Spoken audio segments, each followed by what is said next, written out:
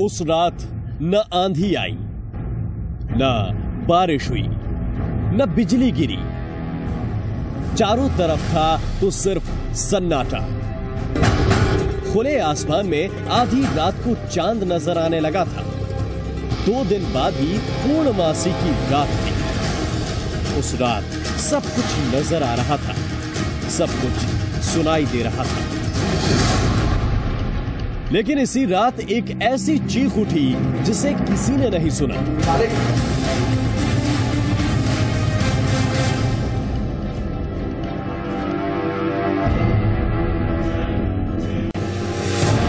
तो उसकी आवाज घर, परिवार या सोसाइटी ही नहीं, पूरे देश ने सुनी।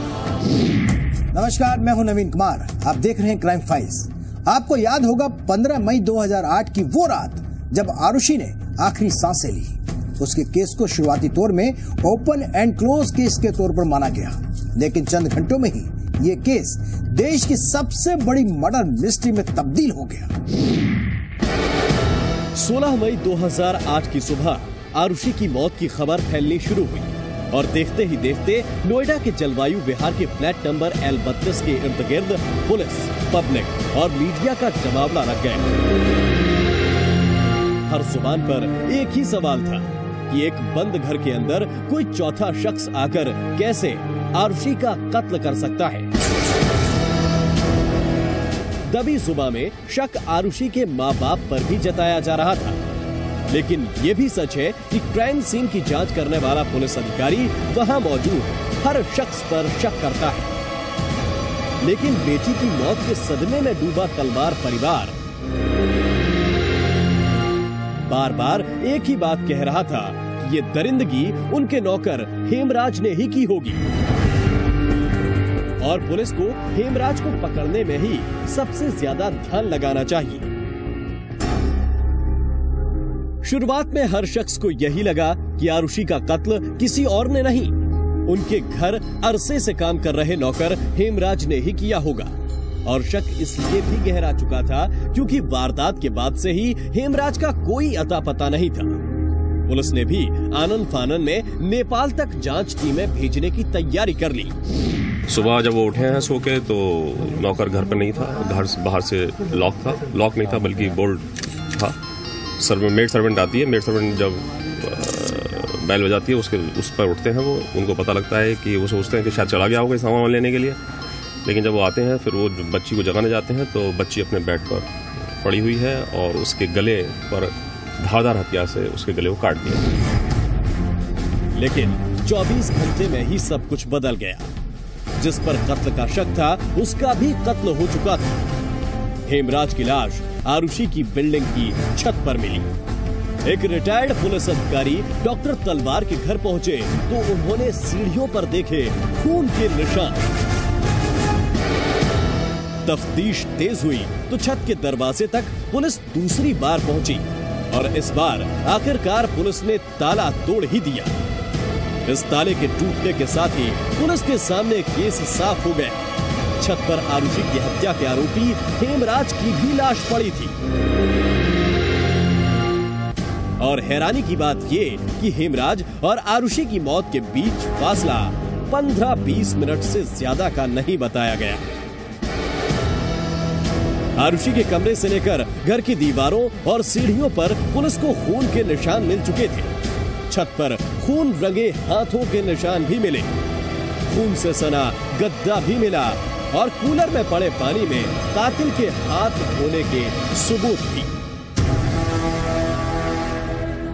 सबूत चीख चीख कर इशारा कर रहे थे कि ये कत्ल घर में रहने वाले किसी शख्स ने ही किए हैं। पुलिस पर लापरवाही के गंभीर आरोप लगने लगे। इस बीच एक और सवाल बार बार पुलिस, पब्लिक और आरुषि के परिवार को परेशान कर रहा था। वो था आरुषि और हेमराज का मोबाइल। आखिर कत्ल घर में हुआ तो मोबाइल कहां गायब हो गए?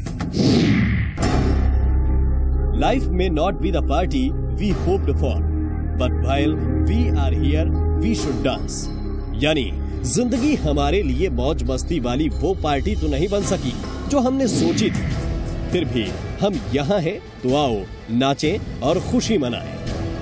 ये वो लाइनें हैं जो आरुषि ने सिर्फ लिखी ही नहीं, वो कई बार फोन पर बोलती भी थी। लेकिन जिस मोबाइल से वो बात करती थी वो 15 मई की रात 9:10 के बाद से ही स्विच ऑफ था। सवाल था कि क्या उसके मोबाइल में कत्ल का कोई सुराग छिपा है, लेकिन तलवार दंपत्ति के घर में लगे कम्युनिकेशन इक्विपमेंट से ये बात साफ हो गई कि वारदात की रात आरुषि के कमरे में रखा हुआ इंटरनेट का मोडेम भी कई बार चालू बंद किया गया। पुलिस ने यह भी खुलासा किया कि कत्ल किसी सर्जिकल वेपन से किया गया था। सर्जिकल वेपन की बात सामने आते ही शक की सुई फिर तलवार दंपत्ति की तरफ घूमी, लेकिन उसने बड़ी सफाई से अपने आप को बचा लिया। परंतु कत्ल के 7 दिन बाद एक और खुलासा हो गया। 21 मई 2008 को दिल्ली पुलिस की टीम भी आरुषि केस में नोएडा पुलिस की मदद को पहुंची। आरुषि के मोबाइल कॉल रिकॉर्ड से पता चला कि उसने एक दोस्त से 688 बार बात की थी। पुलिस को इस पूरे केस में हॉरर किलिंग का भी शक हो चुका था। यूपी पुलिस ने सिलसिलेवार ढंग से प्रेस कॉन्फ्रेंस में बताया कि किस तरह से उनका शक राजेश तलवार पर गहरा रहा है। उस समय उन्होंने कुछ ऑब्जेक्शनेबल हालत में, ऑब्जेक्शनेबल हालत का मतलब ये नहीं कि वो कंप्रोमाइजिंग पोजीशन में ही थे, लेकिन उन्होंने ऐसी हालत में देखा उनको जिसमें उनको अच्छा नहीं लगा। नोएडा पुलिस को शक हो चुका था कि आरुषि और हेमराज का कत्ल हॉरर किलिंग का मामला है, जिसमें संबंधों का खुलासा होने पर डॉक्टर तलवार ने अपनी ही बेटी और नौकर का कत्ल कर दिया। लेकिन यहीं से सब बदल गया। यूपी पुलिस ने राजेश तलवार को अपनी ही बेटी के कत्ल के जुर्म में गिरफ्तार कर लिया। लेकिन 23 मई को राजेश तलवार की गिरफ्तारी के महज 7 दिन बाद तत्कालीन मुख्यमंत्री मायावती ने खुद इस केस पर प्रेस कॉन्फ्रेंस की। 29 मई को सीबीआई से जांच कराने का फैसला लिया था और इस मामले में सीबीआई से जांच किए जाने के संबंध में आदेश भी प्राप्त हो गए हैं और अब सीबीआई ने इस हत्याकांड की जांच शुरू कर दी है। 1 जून 2008 को सीबीआई ने केस को टेक ओवर किया और मौकाए वारदात पर सीबीआई की टीमों की फुर्ती देखने लायक थी। जनता की भीड़ अब भी यहां मौजूद थी और 3 जून को सीबीआई की टीमों ने आसपास में मौजूद नालों और गटर तक की सफाई करवा दी, इस तलाश में कि कहीं तो हथियार मिल जाए। लेकिन ऐसा नहीं हुआ और फिर शुरुआत हुई मेंटल इन्वेस्टिगेशन की। जून की तपती गर्मी में सीबीआई ने होश उड़ा देने वाले लाई डिटेक्टर टेस्ट किए। ये टेस्ट डॉक्टर तलवार और आरुषि की मां नूपुर तलवार पर किए गए। इसी बीच सीबीआई की एक टीम ने आधी रात के वक्त आरुषि के घर में क्राइम का रिकंस्ट्रक्शन भी किया। शक और पूछताछ के बाद सीबीआई ने नौकर कृष्णा को गिरफ्तार कर लिया। कृष्णा पर आरुषि हेमराज की हत्या, सबूतों से छेड़छाड़ और सबूत मिटाने का आरोप लगाया गया। इस मामले में हत्या के वेपन तथा मोबाइल फोन्स को ढूंढने या सूचना देने वाले व्यक्ति को 1 लाख रुपए का पुरस्कार देने की घोषणा की जा रही है। केस में हर बार नया मोड़ आता जा रहा था। पहले पिता पर, फिर पड़ोसी के नौकरों पर आरुषि और हेमराज की हत्या का आरोप लगा, लेकिन सभी गिरफ्तारियां शक के आधार पर ही थी। हर दिन उठते सवालों के बीच एक दिन अचानक सीबीआई ने भी केस को सुलझा लेने का दावा कर दिया।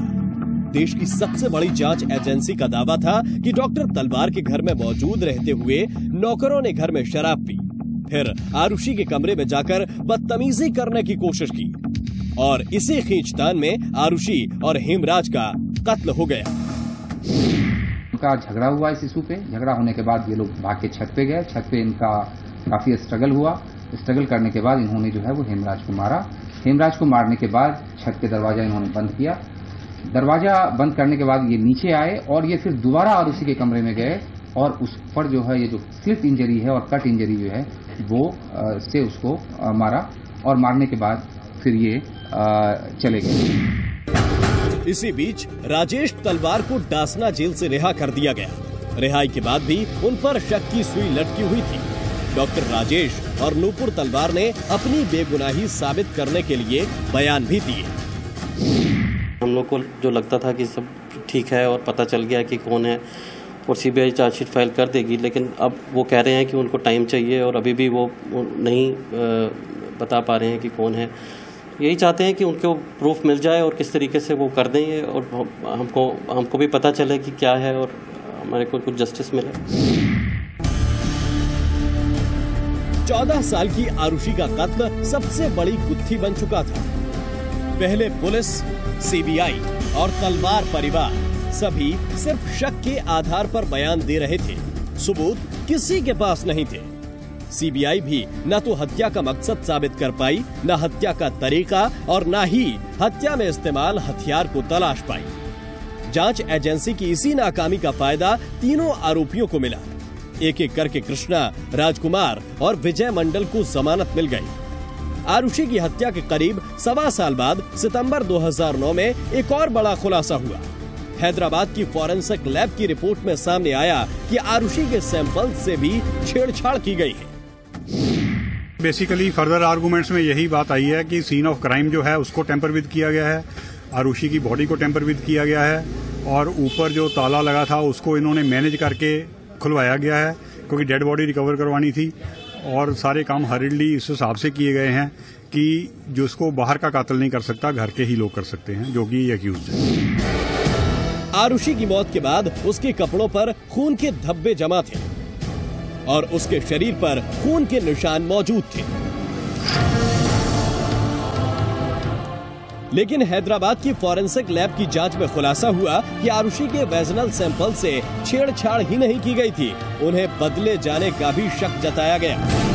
साथ ही ये भी खुलासा हुआ कि आरुषि के कपड़े जो कि खून से पटे हुए थे, उन्हें भी किसी केमिकल में डुबोकर सबूत नष्ट किए जा चुके हैं। अगर ये छेड़छाड़ नहीं होती तो फॉरेंसिक इन्वेस्टिगेशन में आरुषि केस के आरोपी का बड़ा सुराग मिल सकता था। सितंबर 2009 में ही आरुषि का वो फोन भी मिल गया जो उसकी मौत से 2-2.5 घंटे पहले ही बंद हो चुका था।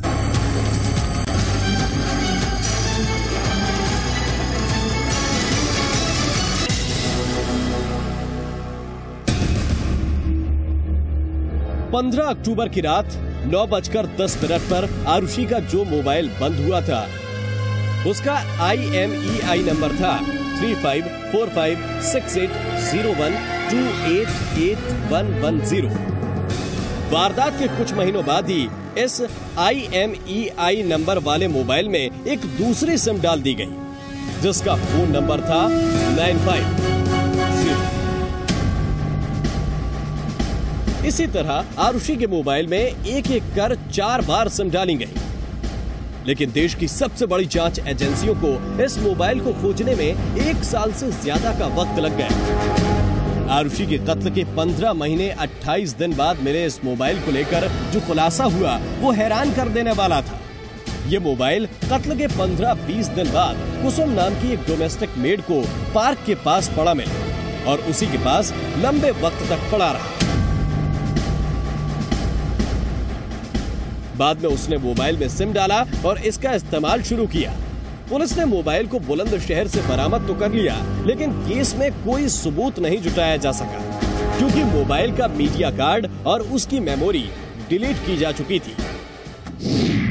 सीबीआई को सबूत नहीं मिल रहे थे और सवाल थे तलवार दंपत्ति पर। लिहाजा अदालत में एक और अपील दायर की गई, लेकिन ये अपील सीबीआई ने नहीं, तलवार दंपत्ति ने दायर की। शक था तलवार दंपत्ति पर, लेकिन कोई सबूत नहीं था।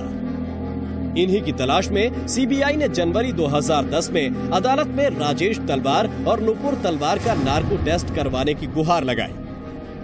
नार्को टेस्ट में कई ऐसी बातें सामने आई जो हैरान करने वाली थी, लेकिन इन्हें किसी भी तरह उनके खिलाफ सबूत नहीं माना जा सकता था।